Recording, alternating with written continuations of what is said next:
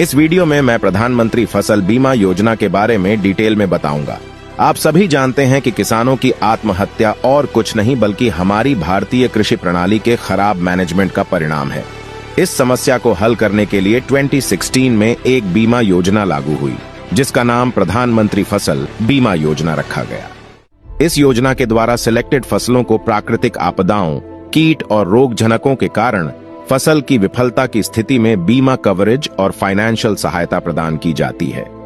पहले bank marginal किसानों का लोन स्वीकृत नहीं करता था, इसलिए पूंजी के अभाव में सीमांत किसान खेती नहीं कर पाते थे और आत्महत्या का रास्ता चुन लेते थे। यहां तक कि अगर कुछ बैंक अधिक ब्याज पर लोन स्वीकृत करते थे और यदि किसान लोन चुकाने में विफल रहते थे तो उनकी जमीन और सभी संपत्तियां खतरे में पड़ जाती थे।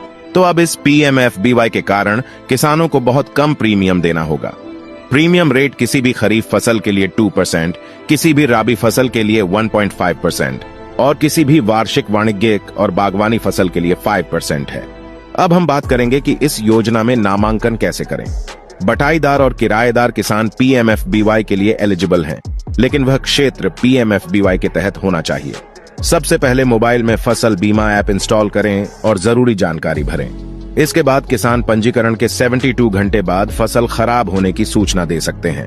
किसान अपने भूमि रिकॉर्ड के अनुसार PMFBY वेबसाइट पर भी पंजीकरण कर सकते हैं। अब आप पूछेंगे कि इस योजना के लागू होने के बाद क्या फायदे हुए हैं। सबसे पहले तो इस PMFBY की वजह से किसानों की आत्महत्या में थोड़ी कमी आई है। दूसरे, किसान अब किसी भी इनोवेटिव तकनीक को अपना सकते हैं, क्योंकि यदि नया टेक्नोलॉजी अपनाने से फसल खराब होती है तो उसे इस PMFBY द्वारा कवर किया जाएगा। तीसरा, यह आय को स्थिरता देता है ताकि किसान कमाई का तरीका बदलने के बजाय अपनी खेती जारी रख सके। आपको इस PMFBY में हाल में हुए बदलावों को भी जानना होगा। अब यह पूरी तरह से केंद्रीकृत योजना है। पहले यह ऋणी किसानों के लिए मैंडेटोरी था, अब फरवरी 2020 में यह सभी किसानों के लिए ऑप्शनल है।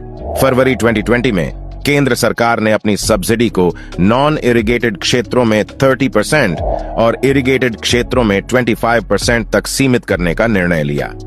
तो यह वह सभी महत्वपूर्ण जानकारी है जो आपको PMFBY के संबंध में जानना आवश्यक है।